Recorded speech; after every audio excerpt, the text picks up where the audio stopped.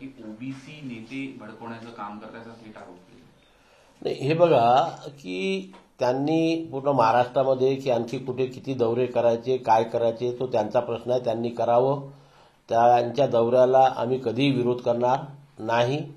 त्यांना त्यांच्या मागण्या सरकारकडनं पूर्ण करून घेण्याकरता आंदोलनाचे जे जे काही मार्ग असतात त्या मार्गांचा अवलंब करण्याचा त्यांना अधिकार आहे. परंतु ते वारंवार जे ओबीसी नेत्यांना आता टार्गेट करायला लागलेले आहे ते चुकीचं आहे. ज्याप्रमाणे त्यांना त्यांचे हक्क मागण्याचा अधिकार आहे त्याचप्रमाणे ओबीसीला जे काही संविधानिक अधिकार मिळालेले आहेत त्या अधिकाराचं संरक्षण करण्याचा अधिकार हा ओबीसी नेत्यांना सुद्धा आहे.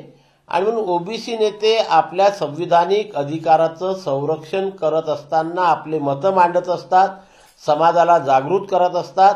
ते समाजाला जागृत करण्याचं त्यांचं काम आहे किंवा नाही याचं उत्तर आधी जरांगे पाटलांनी द्यावं.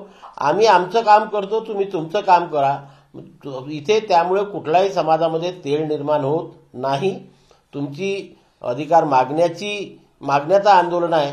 आम्हाला मिळालेल्या अधिकाराचं संरक्षण करण्याचं बाब आहे. त्याच्यामुळे दोन्ही गोष्टी वेगवेगळ्या आहे. म्हणून आम्ही समाजामध्ये कुठल्याही प्रकारचा तेढ निर्माण करत नाही. उलट मागील 3-4 दिवसापासून लक्षात येते आहे की वारंवार आपण ओबीसी नेत्यांना टार्गेट करून ओबीसी समाजामध्ये आणि मराठा जातीमध्ये तेढ निर्माण करण्याचं काम आपण करत आहात. आपण कृपया ओबीसी नेत्यांना टार्गेट करण्याचं बंद करावं. म्हणजे समाजामध्ये कुठल्याही प्रकारचा तेढ निर्माण होणार नाही. ईडब्ल्यूएस आरक्षणाच्या प्रश्नावरही त्यांनी टिंगल उडवलेली आहे आणि ईडब्ल्यूएस आरक्षण आम्हाला नकोच अशा पद्धतीचं त्यांचं म्हणणं आहे. काही दिवसापूर्वी आपण पण भूमिका मांडली होती की ईडब्ल्यूएस आरक्षणच कुठेतरी मराठ्यांसाठी जास्त लाभाचं आहे. मात्र जरांगे त्या सल्ल्याला धुडकावून लावतायत आणि उलट असं म्हणतायत की ईडब्ल्यूएस ज्यांना कोणाला ठेवायचं त्यांनी ठेवावं, आम्हाला सरळ आरक्षणच पाहिजे. हे बघा की सरकारने काही दिवसापूर्वीही पण फार मोठी जाहिरात देऊन मागील 3-4 वर्षामध्ये मराठा समाजाला ईडब्ल्यूएस मधनं जे आरक्षण देण्यात येत आहे त्याचा किती लाभ मराठा समाजाच्या विद्यार्थ्यांनी, युवकांनी आणि इतर नागरिकांनी घेतला याची आकडेवारी पूर्णपणे स्पष्ट केलेली होती. आणि त्यांना काय घ्यायचं आणि काय नाही तो त्यांचा प्रश्न आहे. पण सरकार जे करू शकते ते सरकार मांडत असते. त्याचा लाभ घ्यायचा की नाही हे त्यांना ठरवायचं आहे. परंतु हे करत असताना मी वारंवार सांगत असतो की ते ओबीसीच्या लोकांनी आमचं आरक्षण खाल्लं, ओबीसीच्या लोकांनी आमचं आरक्षण खाल्लं, ओबीसीच्या लोकांनी आमचं आरक्षण खाल्लं असं वारंवार लोकांपुढे मांडत असतात.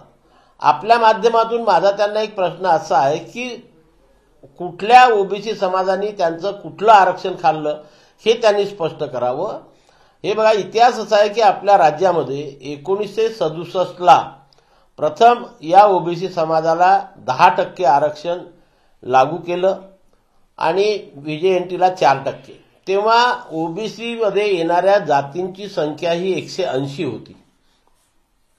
त्यानंतर 7 ऑगस्ट 1990ला मंडल आयोग लागू झाला.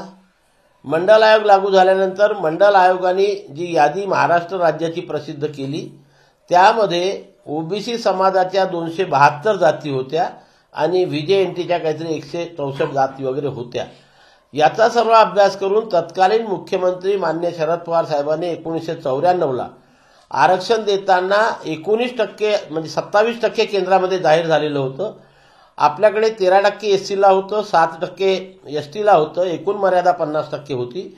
म्हणून 50%तनं 20% गेल्यावरती 30%ची विभागणी केली आणि 19% ओबीसीला आणि 11% व्हीजेएनटीला दिलं.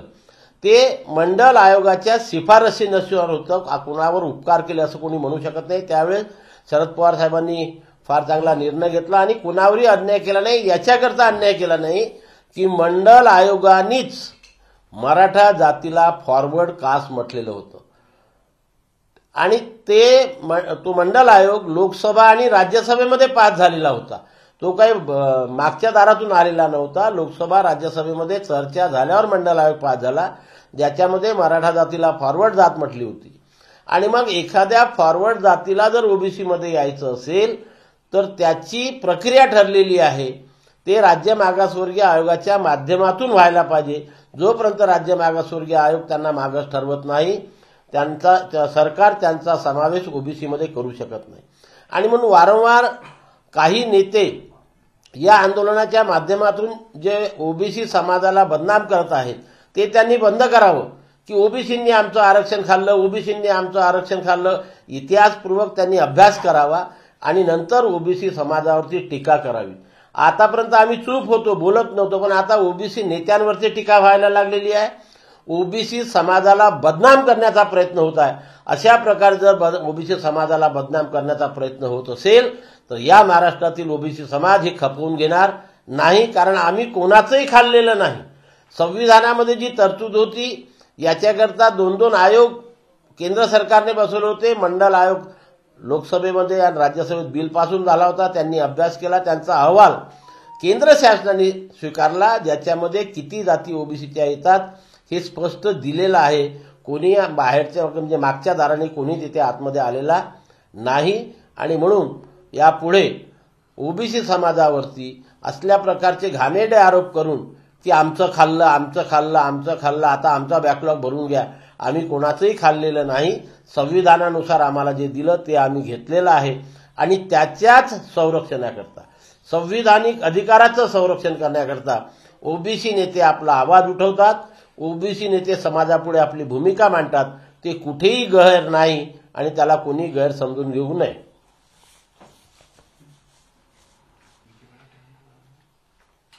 एक धमकीचं मेसेज आणि पत्र आलेलं आहे. कसं पाहता या घटनेकडे? मेसेज आलेला आहे. कसं पाहता या घटनेकडे?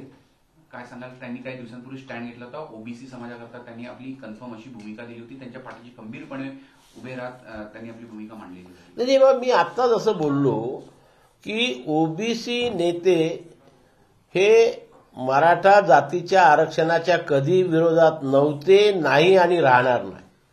पण संविधानाच्या आणि न्यायालयाच्या चौकटीमध्ये जे आरक्षण बसते तेच त्यांना मिळणार आहे. संविधानाच्या चौकटीच्या बाहेर जाऊन जर ते मागणी करत असेल तर सरकारला विचार करायचा ते कसं द्यायचं कसं. पण आम्ही आमच्या संविधानिक अधिकाराचं रक्षण करण्याकरता जेव्हा बोलतो तेव्हा आम्ही मराठा जातीच्या आरक्षणाला विरोध करतो हा अर्थ काढणं चुकीचं आहे. हे मराठा समाजाच्या किंवा जातीच्या कार्यकर्त्यांनी समजून घ्यावं. आणि म्हणून आम्ही आमच्या संविधानिक अधिकाराचं रक्षण करण्याकरता जेव्हा बोलतो तेव्हा त्यांना विरोध करतो आहे असं समजून आम्हाला जर धमक्या येत असतील, आम्हाला कुठेतरी वारंवार धमकावण्यात जात असेल तर मराठा समाजाचे नेते आज कुणाला काही घाबरत नाही, कारण आम्ही या राज्याच्या देशाच्या 52% लोकांचं प्रतिनिधित्व करतो. हे त्यांनी समजून घ्यायला पाहिजे.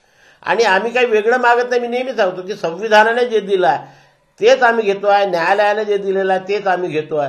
आम्ही कोणाच्या अधिकारावरती अतिक्रमण केलेलं नाही, कोणाच्या काही केलेलं नाही, कोणाच्या अधिकाराच्या विरोधामध्ये आम्ही बोलत नाही.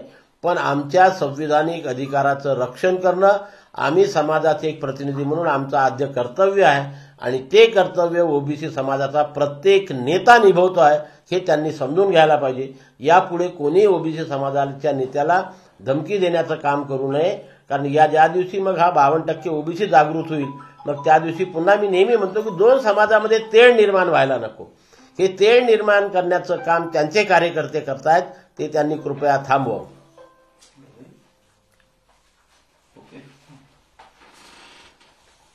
सर, 72 वसतिगृहाचा प्रश्न खूप गेल्या 2-3 वर्षापासून चर्चेत आहे. अजून मार्गी लागलेला नाही. उलट मराठा समाजाला दिलासा देण्यासाठी सरकार उपाय योजत आहे. त्याच्यामध्ये मराठा विद्यार्थ्यांसाठीचे वसतिगृह होत असल्याचं दिसतंय. नाही, हे बघा, हे फार स्पष्ट आहे की जेव्हा 2 समाजाचा किंवा याचा प्रश्न येतो तेव्हा सरकारच्या वतीने अशा प्रकारचं उत्तर दिलं जाते की ज्या ज्या सोयी आणि सवलती आम्ही ओबीसी समाजाला देऊ त्या सोयी आणि सवलती मराठा समाजाला देण्यात येतील. वाक्य अधोरेखांकित करा. पण प्रत्यक्षात वास्तविकता जर आपण बघितलं तर हे फक्त बोलण्यापुरतं आहे, कागदापुरतं आहे. प्रत्यक्षात सरकार हे ओबीसी समाजावरती एवढा अन्याय करते आहे, अत्याचार करते आहे की मराठा समाजाची मागणी आली की एकाच साचामध्ये ती पूर्ण होते आणि ओबीसी समाजाच्या मागण्या ह्या महिन्यानुमहिने वर्षानुवर्ष पूर्ण होत नाही. साधं उदाहरण घ्या की आमची 6 वर्षापासून हॉस्टेलची मागणी होती. आता मार्चमध्ये 72 हॉस्टेलचा GR निघाला, अजूनपर्यंत ते हॉस्टेल सुरुवात नाही. आमच्या मागून मराठा समाजाची मागणी आली, त्यांचे हॉस्टेल पण सुरू झाले आणि हे झाले.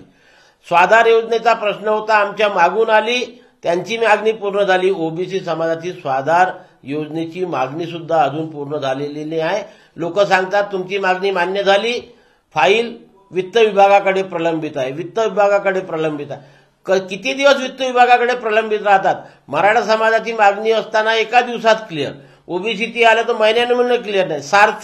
सारथीला निधी देताना सढळ हाताने निधी, सारथीच्या इमारती बांधताना सढळ हाताने निधी, ओबीसीच्या महाज्योतीला पैसे देताना हात आखूड करतात. महाज्योतीच्या इमारती संबंधी प्रशासकीय इमारती कर्मचारी देताना हात आखूड करतात. एवढे दिवस झाले, 4 वर्ष महाज्योती स्थापन होऊन अजूनपर्यंत सरकार महाज्योतीला कर्मचारी सुद्धा देत नाही, निधी देत नाही. यावर्षी तर फक्त 50 कोटी रुपये दिले होते. आता आमच्या त्या दिवशी 29 तारखेला चर्चा झाली, तेव्हा ते म्हणाले की सारथी आणि महाज्योतीला आम्ही सारखा पैसा देऊ. सारथी आणि महाज्योतीला सारखा कसा पैसा राहू शकतो? मराठा जातीची संख्या किती आणि ओबीसीच्या जातीची संख्या किती, याचा सरकारने विचार करायला पाहिजे. त्यांना जेवढे पैसे देतात त्याच्या 4 पट पैसे महाज्योतीला यायला पाहिजे. फॉरेन विद्यार्थ्यांचा प्रश्न होता, त्यांची जाहिरात झाली, पुरेसे अर्ज नाही आले, पुन्हा जाहिरात. आमची 50 वरून 75 करतो म्हणून सरकारने मान्य केलं होतं. अजूनपर्यंत त्या 75 विद्यार्थ्यांच्या खर्चाला वित्तीय मान्यता मिळालेली नाही. असे अनेक उदाहरणं आहेत की या देशातला 60% असलेल्या ओबीसी समाजावर सरकार नेहमी अन्याय करत आहे. यापुढे हा अन्याय आम्ही सहन करणार नाही. आता डिसेंबर महिन्यामध्ये नागपूरला हिवाळी अधिवेशन होऊ घातलेलं आहे. त्या हिवाळी अधिवेशनामध्ये 1 दिवस 8 तारीख हा पूर्ण दिवस मराठा जातीच्या प्रश्नांवर चर्चा करण्याकरता राखीव ठेवण्यात आलेला आहे. मग ज्या प्रकारे 8 तारखेला संपूर्ण दिवस मराठा जातीच्या समस्यांवर प्रश्नांवर चर्चा होणार आहे, त्याच प्रकारे 1 किंवा 2 दिवस ओबीसी समाजाच्या प्रश्नांवर सुद्धा चर्चा या हिवाळी अधिवेशनामध्ये करण्यात यावी अशी मागणी आम्ही मुख्यमंत्री, दोन्ही उपमुख्यमंत्री, विरोधी पक्षनेते यांच्याकडे केलेली आहे. आणि ती त्यांनी चर्चा करावी आणि 400 जातीचा समूह असलेल्या या 60% ओबीसी समाजाला सरकारने न्याय द्यावा. अन्यथा भविष्यामध्ये याची किंमत या सरकारला मोजावी लागेल, हे आपल्या माध्यमातून मी सांगू इच्छितो. भंडाऱ्याची उधळण म्हणजे